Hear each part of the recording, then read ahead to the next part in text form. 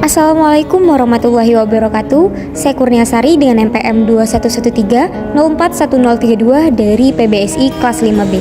Di sini saya akan mempraktikkan keterampilan menjelaskan materi untuk memenuhi salah satu tugas mata kuliah pembelajaran mikro bahasa Indonesia yang diampu oleh Ibu Eka Sofia Agustina, SPD MPD. Selamat menyaksikan. Assalamualaikum anak-anak. Waalaikumsalam Ibu. Semuanya. Selamat pagi Ibu. Gimana nih kabarnya? Sehat semua? Alhamdulillah luar biasa. Allahu Akbar. Alhamdulillah. Semangat semuanya? Semangat Ibu. Baik, alhamdulillah. Walaupun buku di luar materi, semangat kalian gak boleh dengerin ya. Baik Ibu. Sebelum memulai pembelajaran, ada baiknya kita berdoa terlebih dahulu. Siapa ketua kelasnya? Ria Ibu. Silakan Ria dipimpin doa.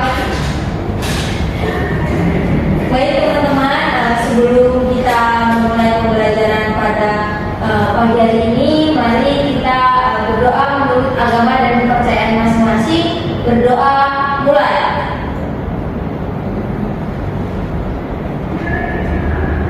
Berdoa selesai. Amin amin ya rabbal alamin. Sebelum itu Ibu presensi terlebih dahulu ya. Baik Ibu. Kira-kira hadir? Hadir Ibu. Majesta hadir? Hadir Ibu. Tria hadir? Hadir Ibu. Baik. Ada yang tidak hadir hari ini? Ada Ibu. Siapa yang tidak hadir?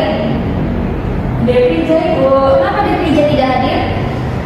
Nggak tahu, belum ada keterangan. Baik, Deprija tidak hadir. Itu sakit Ibu. Mariska yang sakit. Iya betul Ibu. Baik. Tipesnya kamu. Tipesnya kamu. Baik, terima kasih atas informasinya. Jadi anak-anak, sebelum kita mulai pembelajaran pada hari ini, Ibu ingin bertanya. Ada yang masih ingat pada pertemuan lalu kita membahas materi mengenai apa? Mengenai teks biografi. Benar sekali, teks biografi. Nah, di pertemuan lalu teks biografi adalah teks yang berisi tentang riwayat hidup seseorang. Benar, riwayat hidup seseorang yang bersifat nyata. Jadi teks biografi adalah riwayat hidup seseorang yang bersifat nyata. Jika pada pertemuan lalu kita sudah membahas teks yang merujuk pada orang lain yang bersifat nyata, maka pada pembahasan kali ini kita akan mempelajari sebuah teks yang merujuk pada pengarang itu sendiri dan bersifat khayalan. Ada yang tahu teks apa? Puisi. Betul sekali, teks puisi. Tapi sebelum kita memulai pembelajaran, Ibu ingin memupuk semangat kalian terlebih dahulu nih, biar tidak merasakan lemah, letih, lesu, dan lapar. Ini pasti pada lapar semua kan? Benar Ibu. Kita nyanyi bareng-bareng ya. Kita teman-teman. Nyanyi sama-sama ya.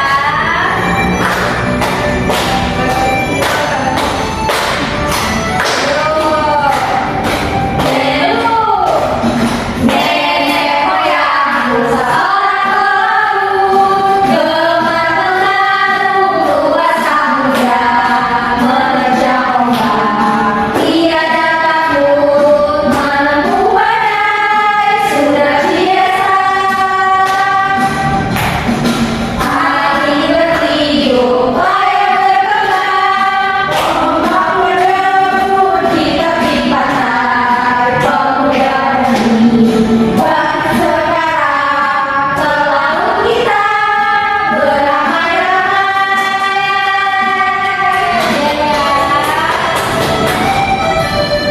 Sekian dulu kita pemanasannya. Kita masuk kepada materi hari ini.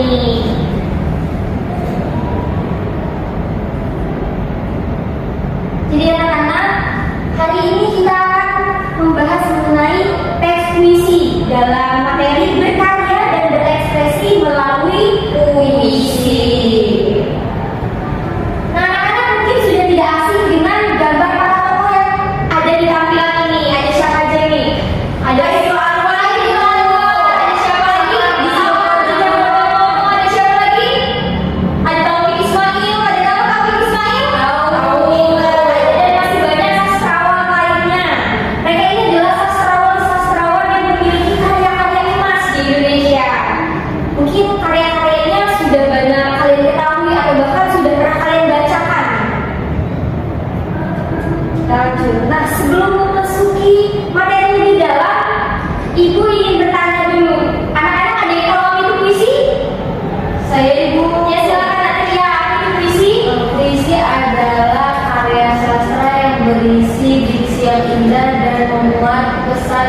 disampaikan penyair kepada pembaca. Diksi yang indah dan memuat pesan yang akan disampaikan oleh penyair dan kepada pembaca. Ada lagi yang tahu? Sini Bu. Silakan. Puisi itu merupakan karya sastra yang berasal dari bisa pengalaman hidup penulis atau hal-hal yang tidak nyata bagi penulis itu dituangkan dalam diksi dan penggunaan kata yang indah atau penggunaan majas. Jadi puisi itu adalah ungkapan perasaan atau pikiran dari penulis seperti itu. Baik, kita lanjut. Nah, jadi puisi adalah bentuk karya sastra yang dihasilkan dari ungkapan pikiran, gagasan dan perasaan pengarang menggunakan kata-kata yang indah. Betul sekali apa yang dikatakan oleh Natalia dan Marevira. Nah, karena puisi ini memiliki beberapa ciri-ciri. Yang pertama, kata-kata dalam puisi cenderung bersifat berbentuk kiasan. Nah, anak-anak ada yang tahu apa itu kiasan? Silakan aja tahu apa itu kiasan? Kiasan itu bukan makna sebenarnya Ibu. Betul. Gitu Ibu. Bukan makna sebenarnya. Berarti kiasan itu buat-buatan tapi dalam bentuk yang indah gitu dalam puisi. Selanjutnya bersifat figuratif. Nah, bersifat figuratif ini anak-anak maksudnya bersifat peniruan di dalamnya. Misalnya dalam puisi kalian mungkin sering menemukan ya ada istilah benda hidup yang benda mati yang dihidupkan seperti manusia, manusia yang dimatikan seperti benda dan sebagainya. Kemudian mengandung makna di dalamnya. Nah, anak-anak dalam puisi tentu saja memiliki makna yang terkandung di dalamnya. Karena puisi adalah ungkapan pikiran, perasaan dan ide pengarang itu sendiri yang diungkapkan dalam kata-kata yang indah. Bentuknya saja yang seperti khayalan, seperti imajinasi, tapi di dalamnya memuat makna. Nah, ada jenis-jenis puisi. Ini ada puisi berdasarkan kurun waktu. Ada yang puisi lama dan puisi baru. Nah, ada yang tahu gak sih puisi lama dan puisi baru itu bedanya karena apa? Saya Ibu. Ya, Natria lagi, silakan Natria. Jika puisi lama itu terikat oleh baris, rima dan irama, maka puisi baru atau puisi modern itu tidak terikat Ibu. Betul sekali. Jadi anak-anak, jika puisi lama itu terikat oleh baris, rima dan apa tadi Natria? Irama, betul sekali dalam teks puisinya. Maka dalam puisi baru ini tidak terikat sama sekali karena ada yang dinamakan konvensi dan inovasi. Nah, inovasi ini yang mengembangkan puisi baru ini sehingga tidak terikat oleh baris, baik dan lainnya seperti itu. Kita cerita akan ini. Nah, dalam puisi ada yang dinamakan diksi. Apa itu diksi? Secara singkat saja ya. Diksi itu menghabiskan kata-kata Ibu, kata-kata yang dipilih. Betul. Jadi diksi adalah pilihan kata lebih tepatnya. Dalam puisi, kata ini dipilih sedemikian rupa untuk menghasilkan puisi yang indah. Nah, selanjutnya ada majas. Anak-anak, majas merupakan gaya bahasa yang merupakan bahasa kiasan yang digunakan dalam pembuatan puisi. Biasanya terdapat banyak sekali macam-macam majas dalam pembentukan puisi itu tersendiri. Ini berfungsi untuk menghasilkan efek dari puisi untuk pembacanya. Nah, anak-anak mungkin sudah pernah mendengar apa itu macam-macam majas. Ada majas apa saja? Personifikasi ada, hiperbola ada, metafora. Nah, ini contohkan ya untuk personifikasi. Nah, salah satu majas adalah personifikasi ini menghidupkan benda mati yang dihidupkan gitu. Contohnya seperti hujan itu berlari di atas genting. Nah, hujan itu kan benda mati, berlari di atas genting menyerupai manusia yang bisa berlari. Nah, itu masuk ke personifikasi. Kemudian ada juga yang namanya majas depersonifikasi. Ini majas yang hampir mirip dengan personifikasi. Kalau personifikasi tadi benda mati yang dihidupkan, maka depersonifikasi ini benda hidup yang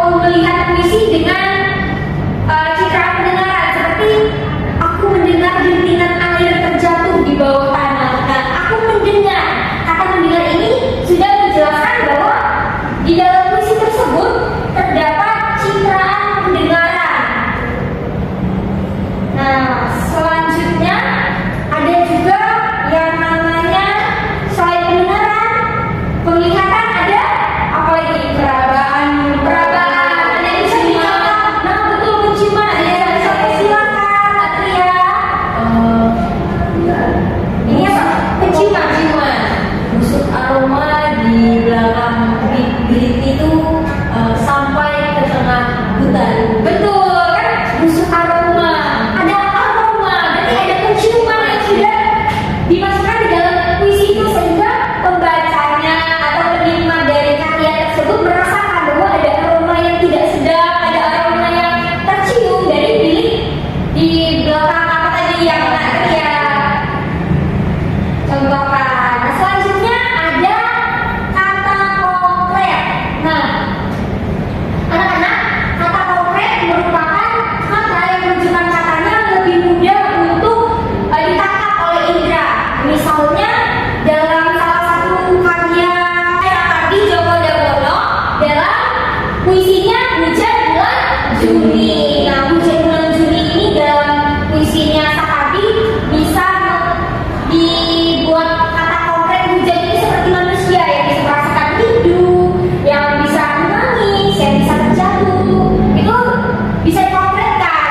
Hujan yang dikonkretkan menjadi manusia atau manusia yang dikonkretkan menjadi hujan.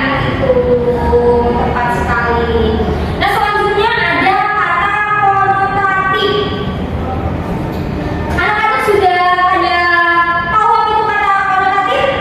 Sebelumnya, sebelum ada materi yang disampaikan? Belum tahu. Baik, Ibu jelaskan untuk kata konotatif. Nah, kata konotatif merupakan kata yang berasosiasi. Maksudnya, ini memiliki keterkaitan makna dengan hal lain yang ada di luar bahasa. Contohnya, seperti kalau di contoh yang Ibu berikan ini, napas kuda yang menyala. Nah, di sini bukan napas kuda yang menyala, tetapi bisa jadi mengibaratkan bahwa semangat dari kuda ini berkobar atau kuda ini memiliki tenaga yang kuat. Tuh. Nah, seperti misalnya semangat kuda itu berapi-api. Nah, bukan berarti semangatnya itu keluar api, tapi semangatnya itu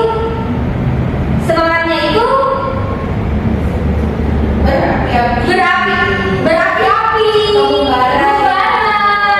Betul. Pintar anak.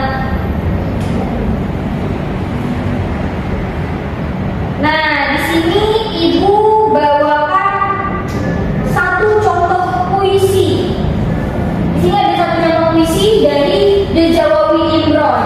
Mungkin akan Ibu bacakan, coba Ibu bacakan. Ibu, karya Dejawawi Imron. Kalau aku merantau, lalu datang musim kemarau, sumur-sumur kering, dedaunan gugur bersama ranting. Hanya mata air matamu Ibu, yang tetap lancar mengalir. Bila aku merantau, sedang obyok susumu dan rontak kenakalanku. Di hati ada mayang siwalan memutihkan sari-sari kerinduan. Lantaran hutangku padamu tak kuasa kembali.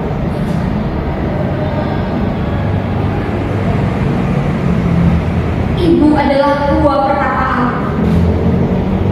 dan ibulah yang meletakkan aku di sini. Saat bunga kembang menyerbak bau sayang, Ibu menunjuk ke langit, kemudian ke bumi.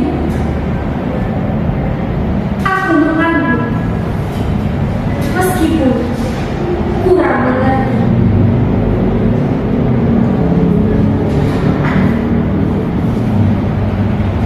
Bila kasihmu ibarat samudra, sempit lautan teduh, tempatku mandi, mencuci lumut pada diri, tempatku berlayar, menebar bukat dan melempar saur, lokan-lokan, mutiara dan kembang laut, semua bagiku.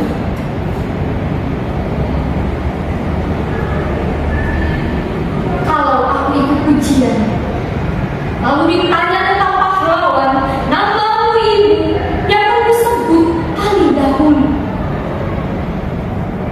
Lantaran aku tahu engkau ibu dan aku anakmu. Nah, mungkin sekian ya. Kalau ibu bacakan semua mungkin kepanjangan ya anak-anak. Iya, Ibu. Nah, dari materi yang tadi ibu sampaikan dan kalian lihat contoh di sini, kira-kira di mana di Jawa Imron ini menempatkan majas, baik itu hiperbola, personifikasi, metafora, coba dilihat, dianalisis. Di mana? Atau selain majas, di mana ada kata-kata konkret, ada kiasan. Di mana? Ayo, yang bisa itu kasih nilai tambahan. Silakan. Ada yang tahu? Ada yang tahu? Ibu kasih waktu 2 menit untuk kalian melihat ya. Untuk kalian analisis di mana adanya majas, baik itu personifikasi. Ya, Natria, mau jawab? Majas itu Bu yang Bagian mana? manusia seperti benda mati. Manusia seperti benda mati yang mana? Itu dalam ibu seperti gua pertama. Betul sekali, ibu seperti gua perkataanku. Ini masuk ke dalam majas personifikasi. Kenapa ada personifikasi? Karena ibu adalah benda hidup, ibu adalah manusia yang memiliki nyawa, namun disamakan dengan gua yang merupakan benda atau tempat yang tidak hidup atau tidak bernyawa. Nah, selain itu ada lagi, atau ada majas hiperbola, atau ada, ayo ada apa? Baik, ibu kasih tahu ya. Di sini juga terdapat majas hiperbola, anak-anak. Kalian bisa melihat mencuci lumut pada diri. Memangnya anak-anak mempunyai lumut di dalam diri kalian atau di badan kalian punya lumut? Tidak. Sudah masuk ke dalam majas personifikasi. Nah, ini pintar sekali sastrawan ini membuat diksi, memilih majas. Ini perlu kalian contoh, perlu kalian sadari. Untuk contoh yang kedua, ada puisi dari Sapardi Djoko Damono yang berjudul Hujan Bulan Juni. Ini anak-anak sudah pernah mendengar, membaca, ya? Ya atau ya? Ya. Karena di sini ada 3 bait, ibu meminta satu persatu untuk membacakannya dari Natria lebih dahulu sebaik-baik ya. Baik Ibu. Silakan, ini masuk ke dalam penilaian ya.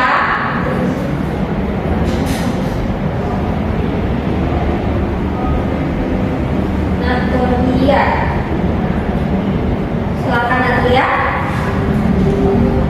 Sapardi Djoko Damono dalam karyanya Hujan di Bulan Juni. Tak ada yang lebih tabah dari hujan di bulan Juni. Dirahasiakannya di pintunya kepada pohon bunga. Tak ada yang lebih bijak dari hujan bulan Juni, menghapuskannya jejak-jejak kakinya yang ragu-ragu di jalannya. Tak ada yang lebih arif dari hujan bulan Juni. Dibiarkannya yang tak terucapkan diserap akar pohon. Pintar sekali, beri tepuk tangan. Nah, dari puisi ini ada lagi majas-majasnya nih. Kira-kira apa saja? Satu majas saja. Kita akan lanjut. Jika sudah ketemu satu majas, yuk. Ini majasnya sudah jelas sekali terlihat.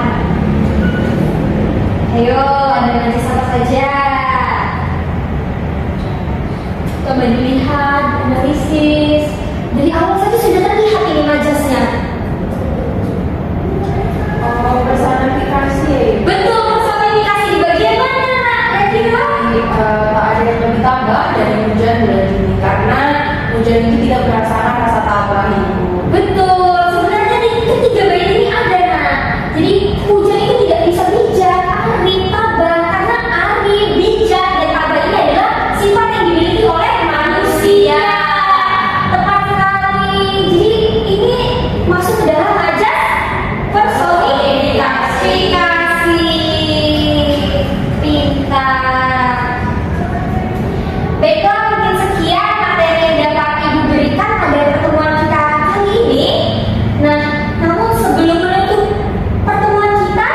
Ibu mau kalian ada yang ingin merefleksi atau merangkum dari pertemuan kita, materi pertemuan kita hari ini. Ada yang ingin merangkum atau merefleksi?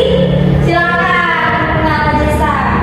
Jadi hari ini kita belajar puisi Bu. Puisi itu merupakan ungkapan, perasaan, atau pikiran yang dituangkan dalam batik dan baris dengan menggunakan diksi-diksi yang indah. Jadi dalam puisi itu juga terdapat majas, terdapat citraan, gitu Bu.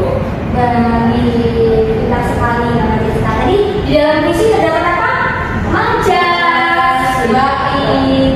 Majas, citraan, lagi diksi.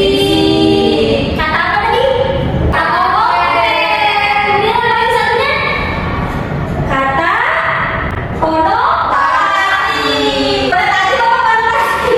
Konotasi. Benar apa tidak? Kita coba lihat ya. Konotasi betul. Nah, anak-anak kalian harus mempelajari ya, mempelajari ulang apa saja macam-macam majas, apa saja diksi yang perlu kita ubah, atau bentuk dari kata konkret, kata konotatif, citraan dan lainnya ya. Nah, baik Ibu. Ibu harap anak-anak di rumah dapat menambah referensi dalam pembelajaran kita hari ini mengenai teks puisi. Mengenai teks puisi, kalian harus banyak membaca, kemudian mencari sumber-sumber lain yang memuat mengenai materi puisi untuk menjawab hadiah yang akan diberikan. Sudah siap menerima hadiah? Siap. Wah, Kak Revina sangat siap menerima hadiah. Baik. Carilah satu puisi sastrawan dan tentukan majas, citraan, kata konkret dan kata konotatif yang digunakan dalam puisi tersebut. Jadi dalam penugasan ini kalian mencari satu puisi sastrawan terkenal. Ada banyak ya puisi, ada puisi aku, kemudian ada puisi apa saja yang kalian ketahui?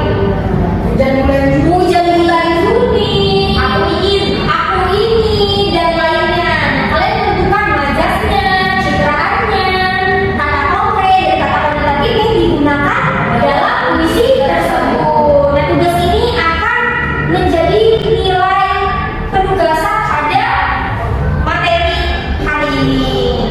Nah, untuk tugas dikumpulkan pada pertemuan berikutnya. Ini dikumpulkan kepada ketua kelas ya. Kemudian ketua kelas bisa menghubungi ibu atau langsung ke meja ibu untuk mengumpulkan tugas. Mengerti? Mengerti ibu. Baik. Ibu ucapkan terima kasih untuk kesetiaan dan kesediaan kalian dalam mengikuti pembelajaran kita hari ini. Ibu harap anak-anak sekalian selalu diberikan kesehatan dan kebahagiaan. Amin. Semoga kalian tidak bosan untuk mengikuti pembelajaran berikutnya. Mungkin sekian yang dapat Ibu sampaikan. Apabila ada salah kata Ibu mohon maaf, kepada Allah Ibu mohon ampun.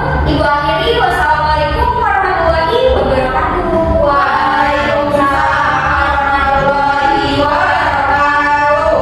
Terima kasih Bu. Terima kasih kembali rekan-rekan. Ini jangan lupa ya tugasnya dikerjakan. Ibu. Sebelum meninggalkan ruangan silakan dicek kanan kiri depan belakangnya, jangan sampai meninggalkan sampah ya. Ibu.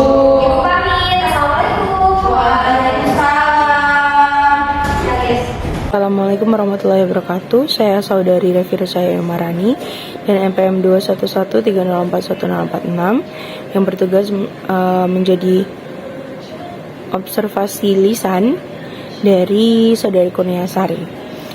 Kedua itu keterampilan menjelaskan. Secara keseluruhan keterampilan yang dipraktikkan oleh saudari Kurniasari sudah sangat baik, mencakup pembukaan, penyampaian materi, dan penutup. Dalam penyampaian materi, saudari Kurniasari sudah mempraktikkan dengan suara yang jelas, menggunakan contoh dan ilustrasi yang relevan, seperti memberikan gambar dan tokoh, lalu menjadikan teks biografi dapat diteladani, kemudian memberikan ilustrasi pada setiap materi yaitu seperti apa bentuk dari teks biografi, dan siswa dapat memahami materi yang akan dipelajari. Selanjutnya, pengorganisasian yang dilakukan oleh Saudari Kurniasari juga sangat baik dalam menjelaskan materi secara runtut, menegaskan butir materi yang penting mengenai teks biografi.